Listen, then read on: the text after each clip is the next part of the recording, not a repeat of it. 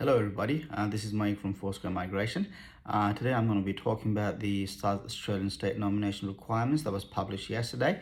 We will not be focusing on occupation specifics, but rather the streams have been published by the state government and the basic criteria that you need to meet in order to be eligible for the state nomination program. So the basic requirements that you still need to meet the Department of Home Affairs points test requirements, i.e. get up to 65 points, and your nomination occupation needs to be in the South Australian occupation list. So those are the basic requirements in terms of being eligible.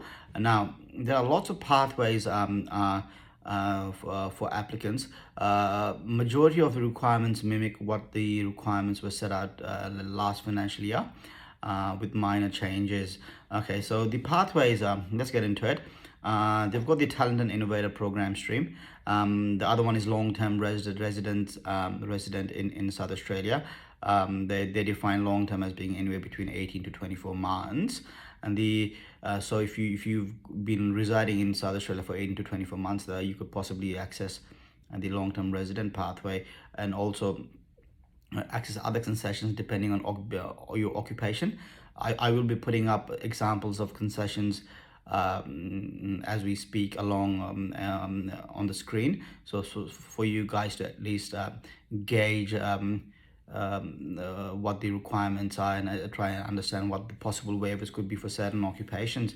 Now, there's also the international graduate pathway. This is probably the most favorable one for international students currently studying in South Australia. So basically, the requirement is that you need to be a graduate from a degree or the relevant course that is in relation to your nominated occupation, and the requirements is such that the work requirements are pretty less stringent compared to other pathways. So basically, if you're a graduate, if you're working in your occupation between 20 to 40 hours after your qualification, you become eligible for the graduate pathway.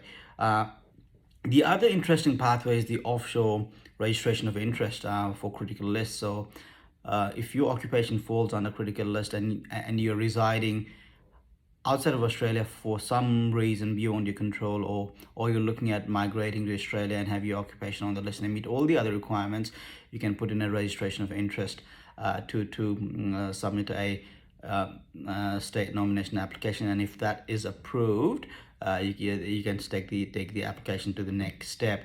Now, getting back to the currently working in South Australia, long-term resident in SA.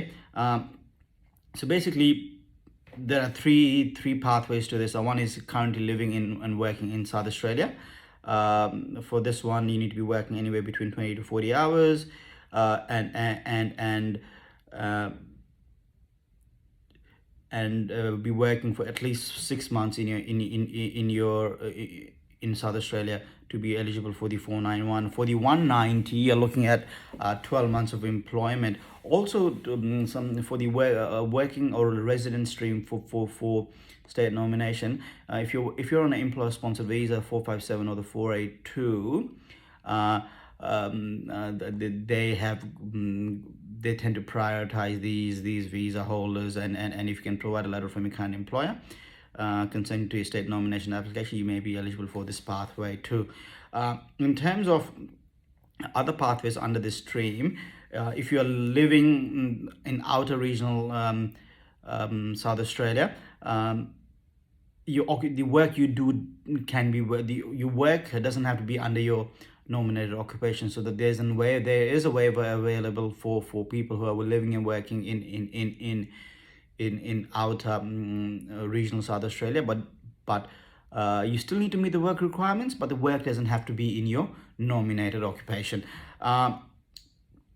Also, one of the great things about the state nomination for South Australia is that if you don't meet the requirements as set up under certain streams, and you are working and living in South Australia, you can put in a registration of interest for talent and innovation program, and setting out why you don't meet the requirements. At least this gives you a possible pathway if you don't meet the requirements as set out directly under certain streams. So this is a possible or an alternate pathway for people who don't meet the occupation specific requirements as set out. So that's something to look at. Now, sorry, pardon me for looking down the screen. I'm just trying to be clear and concise in terms of the information I provide on this video. Bear with me a second. Now, coming back to international graduates of South Australia.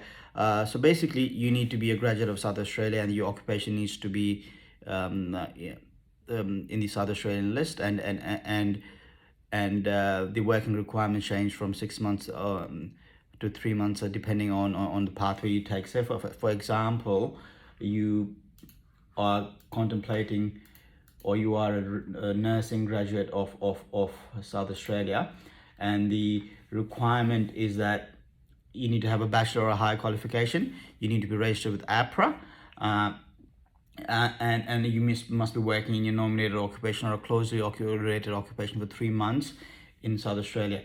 Now, if you are a nurse but you're not working in your occupation, i.e. not working as a registered nurse, but you're working as an aged care worker or a support worker, and you're working in the Greater Adelaide region, you can get a waiver for the employment requirement, i.e. that equates to 18 months of working as an aged care worker.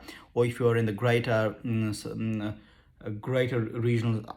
outer regional South Australia, the requirement comes down to 12 months. So pretty interesting. I think a lot of flexibility is shown by the state government. Now, for people who don't have experience requirements and or are not working in the occupation,